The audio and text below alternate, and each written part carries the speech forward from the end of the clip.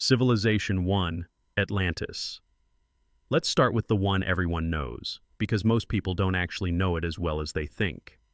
Atlantis comes from Plato, written around 360 BC in two dialogues called Timaeus and Critias. Plato described it as a naval empire of extraordinary power, situated beyond the Pillars of Hercules, which is what the ancient Greeks called the Strait of Gibraltar. According to his account, Atlantis possessed advanced metallurgy, massive canal systems, and a capital city of concentric rings of land and water so precisely engineered it reads more like urban planning than mythology. What most people skip over is that Plato was specific. He gave dimensions, materials, timeframes, and a population structure. He described a metal called orichalcum, second in value only to gold, that lined the walls of their temples. In 2015, a shipwreck off the coast of Sicily yielded metal ingots that chemical analysis identified as a zinc-copper alloy, matching ancient descriptions of orichalcum almost exactly.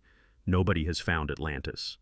But the detail Plato embedded in the story has kept serious researchers, not just enthusiasts, asking whether he was recording something real rather than inventing something cautionary. Civilization 2, the Rama Empire. This one comes from ancient Indian texts, and it doesn't get nearly enough attention outside of specialist circles.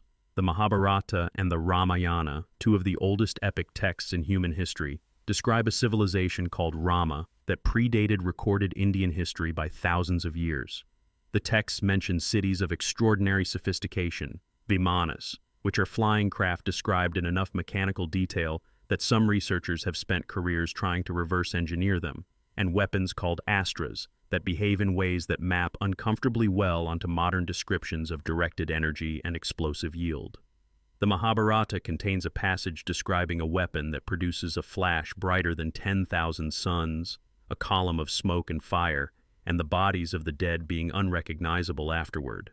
The survivors lost their hair and nails. The description has been compared to nuclear detonation so many times it's become a cliché in alternative history circles. But the text itself is real, ancient, and genuinely strange. Most historians treat it as mythology. Some physicists and historians have been less dismissive, not because they're certain, but because the specificity is difficult to explain away entirely. Civilization 3, the Yonaguni Monument. Civilization. In 1986, a diver named Kihachiro Aratake discovered something off the coast of Yonaguni, Japan, that has not been satisfactorily explained since. The Yonaguni Monument is a massive underwater rock formation featuring what appear to be flat terraces, right angles, carved steps, and geometric cuts that extend across an area roughly 150 meters wide and 40 meters tall. It sits about 25 meters below the surface. The last time that area of ocean floor was above water was approximately 10,000 to 12,000 years ago, which would place any civilization that built it well before anything in conventional ancient history. Japanese geologist Masaaki Kimura spent years studying the site and concluded it was man-made, identifying what he described as castle ruins, a triumphal arch, roads, and star-shaped platforms. Other geologists have argued it's natural. The debate has never been settled cleanly. What it represents, if artificial, is a sophisticated stoneworking civilization operating at the end of the last ice age with no equivalent in the accepted historical record. Civilization 4, the Vela Incident, Civilization. This one takes a different approach, starting with a modern anomaly and working backward. On September 22, 1979, an American satellite called Vela 6911 detected a double flash signature over the South Atlantic consistent with a nuclear detonation. No nation claimed responsibility. Investigations were inconclusive. It remains officially unexplained. What connects this to ancient civilizations is a theory built on radiocarbon dating and archaeological findings across the Indian subcontinent. Researcher David Davenport spent 12 years studying the site of Mohenjo-Daro, one of the oldest cities in the world, and published findings in 1979 describing a roughly 50-meter epicenter where the ground material had been fused into a glassy, crystalline substance consistent with temperatures of around 1,500 degrees Celsius. Similar fused green glass has been found across ancient sites in the Sahara and the Middle East. The most famous example is Libyan desert glass, scattered across a field in Egypt, formed 28 million years ago by an event scientists still debate. But the Mohenjo-Daro vitrification has no meteor impact associated with it, no volcanic activity, and no conventional explanation that has achieved consensus. Civilization 5, the antediluvian builders, Göbekli Tepe in modern Turkey, was discovered in the 1990s and promptly rewrote the timeline of human civilization. It is a complex of carved stone pillars, some weighing up to 20 tons, arranged in precise circles, decorated with sophisticated animal reliefs, and built approximately 11,500 years ago. That predates Stonehenge by 6,000 years. It predates the invention of writing, the wheel, and according to everything we thought we knew, the organizational capacity required to build something like it. The people who built Göbekli Tepe were supposedly hunter-gatherers. No cities, no agriculture, no centralized society. Yet the site required coordinating hundreds of workers, quarrying and transporting massive stones, and executing a construction plan of considerable geometric precision over what appears to be centuries.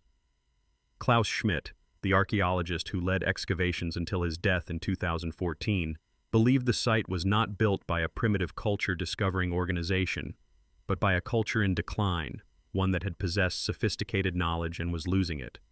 Only about 5% of the site has been excavated. Whatever is still underground has been deliberately buried. Civilization 6, the pre-flood. Civilization of Robert Schoch. Geologist Robert Schoch made a straightforward observation about the Sphinx in 1991 that the Egyptology community has never fully forgiven him for.